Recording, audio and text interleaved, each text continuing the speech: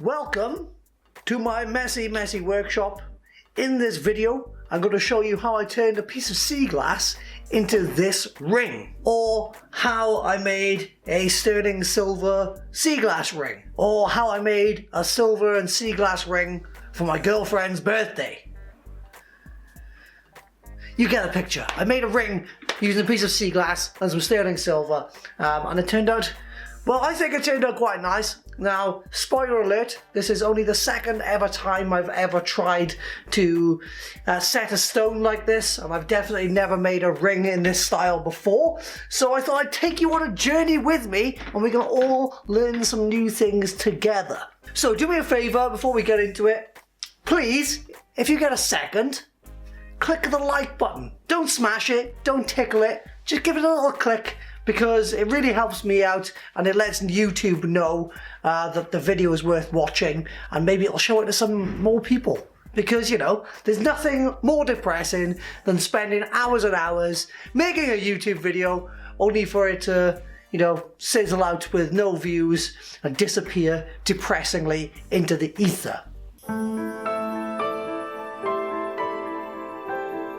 And if you do like this project and you want to see more videos from me, then you might consider subscribing, because I make DIY tutorials and useful stuff for handmade businesses, and I'd love to have you on board in my audience.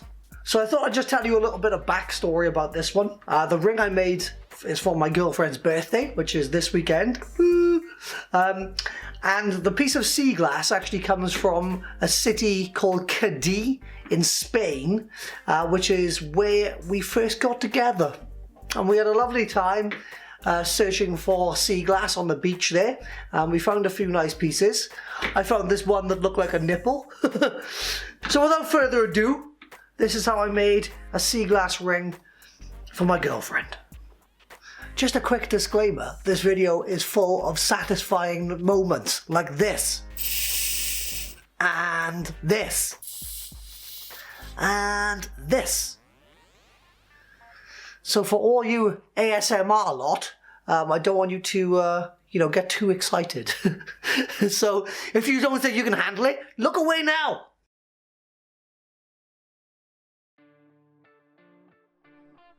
Okay, so the hero of our story, this piece of sea glass, started life on a beach in Spain and then somehow ended up in my workshop.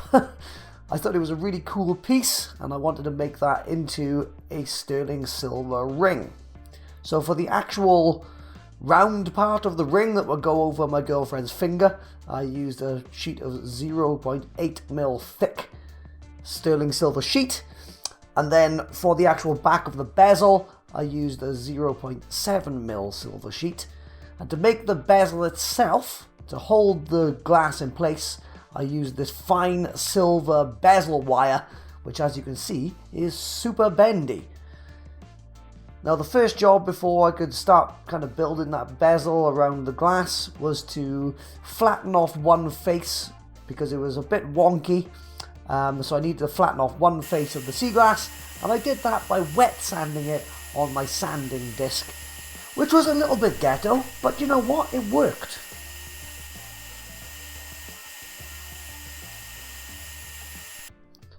So with that one face of the glass flat, I was able to start building the bezel. And to do this, I needed to figure out how much wire I'd need to fit around the piece of glass.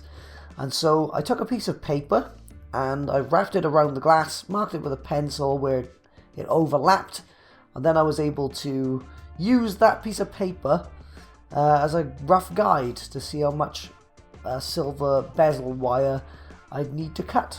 And so I marked that with a pencil and then just used the wire snippy snips to snip off a piece of the bezel wire. Next I took the bezel wire and I sort of like roughly got it to shape around that piece of glass. So this stuff is super soft and really easy to shape and manipulate. So it was super easy to get that to the rough shape of the piece of glass. Before soldering the bezel wire, I took a file and filed down both of the edges that would form the seam just to make sure that they would fit together nicely. And then I used some hard solder and soldered it up, basically.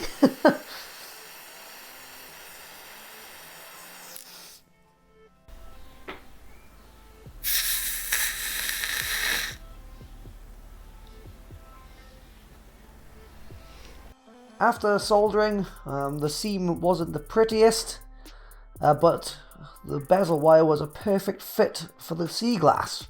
Great success!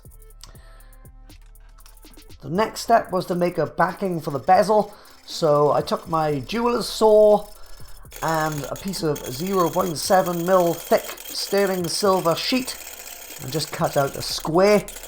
And then I got to do one of the most satisfying parts of the entire process, which was to peel off the plastic from the sterling silver.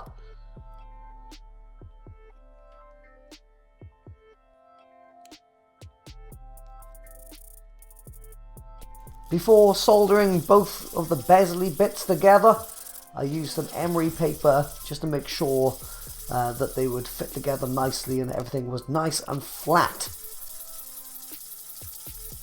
Then I took a few pieces of easy silver solder and some flux and just applied them to the seam of where the bezel wire and the bezel backing would connect. Then I just went ahead and got busy with my torch. Well, actually 2 torches, because I couldn't get it hot enough with a single torch. So I kind of had to bring in the big guns to get this bit soldered. But it worked out really well.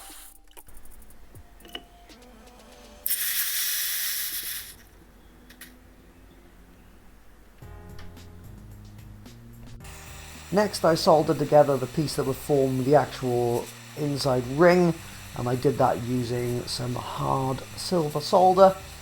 And after that was done and quenched, I put both pieces into a pickling solution to clean off any oxidization. So while we wait for the ring to clean up in the pickle, let me just ask you, have you clicked the like button yet? Click the like button, it really helps me out. It doesn't take you any time at all. Just click the like button. So after a quick clean up in the pickling solution, it was time to actually start forming the ring. And I did this with a rawhide hammer, and I just hammered the ring out over a steel mandrel to get it nice and round. And then I used my rotary tool just to kind of clean up the excess solder on the inside, and just to get a nice pre-finish on there.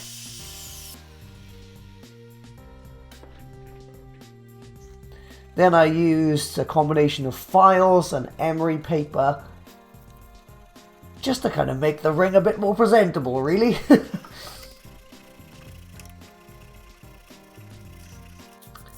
As a quick side note, I intended to give this ring a hammered texture, and so I made it a full size under what it needed to be. So I actually made the ring to a size 9 before hammering with this ball peen hammer, so that I could eventually bring it up to a size 10. So this is a really satisfying process. You pretty much just hammer it with a ball peen hammer, which gives it a nice dimpled effect.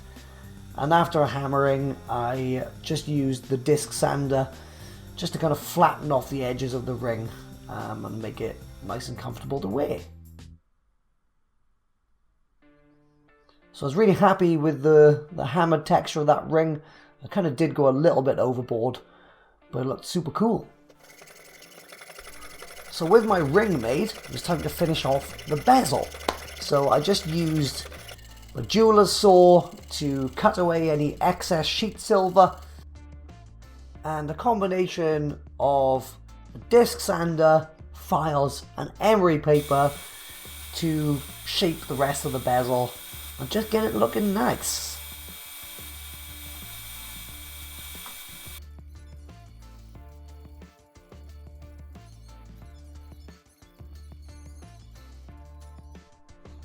With both pieces of the ring made, it was time to solder them together. And before soldering, I just took a piece of 180 grit emery paper and used that to sand a flat spot on the hammered ring. That way, you know, both pieces would fit together nicely. So after sanding that flat spot, I just applied a small amount of flux to it and a couple of pieces of easy silver solder, and then I was able to put that on top of the bezel and solder it together. While soldering, I used the tweezers to hold the ring in place, because when that flux fluffed up, the ring did move around a little, but in the end both pieces were fused nicely and it was ready to start setting the stone, or the sea glass in this case.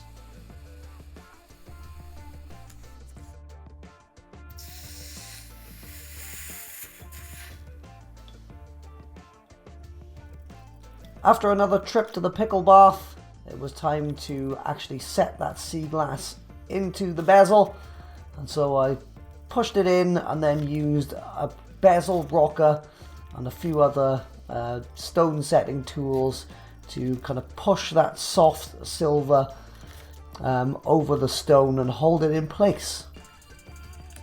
And then I just used a burnishing tool to kind of go over and just make sure that there was a really nice fit and that the edges of the bezel were nice and smooth. Finally, to finish the piece, I used a polishing wheel on my rotary tool and then used a Scotch-Brite wheel to give it a nice brushed aesthetic, which I think suited the piece really well and kind of carried over that frosted sea glass look onto the silver.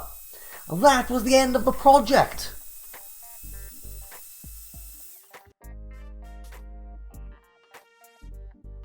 Okay, so that is the end of the project. Listen, this is so far removed from what I normally do. Like, I'm normally like my jewelry to be like really clean and shiny and scratch free and, you know, what word am I looking for? Methodical? Meticulous? Clinical? Surgical? But this isn't that. It's kind of got like a bit of a rustic charm. You know, this is only the second time I've ever tried to set a stone like this, and so I made a few mistakes. It looks a bit battered. There's a few like tooling scratch marks on there. I feel like little gaps where, you know, I didn't solder it properly or I soldered it too much. But you know what? I kind of like it. It sort of works. Like all the little kinks and knocks and scratches from the sea glass, you know, they kind of carry over into the final piece. And it's got like a rustic kind of charm to it. So if there's one thing that I wanted to kind of share with you guys, or one lesson that I want you to learn from this, is handmade items don't always have to be perfect, you know? A lot of people, they don't even bother to pick up their tools because they have this fear of not being, you know, perfect. And I just wanted to put this video out there and let you guys know that it's not all about that. Sometimes making things with your hands, crafting in general, can just be about getting your tools out, experimenting, having fun, and showing someone that you care about them. So yeah, a lot learned. I think if I was going to make this again, I'd do a few things differently, and you know, I'd probably aim for that super clean kind of aesthetic that I normally go for. But hey ho, it's not for me, it's for Danny. I hope that she enjoys it. I hope you enjoyed the video. I hope you liked the video. Leave me a comment with any questions or suggestions. So I'm sure that there's going to be people telling me that I did everything all wrong. And you know, I'm open to hear your criticism. And if you do want to see more videos from me, then subscribe. That'd be nice. I've got some more videos on my channel as well you might enjoy. So go and have a binge watch of those. And until next time, stay safe. Whoosh.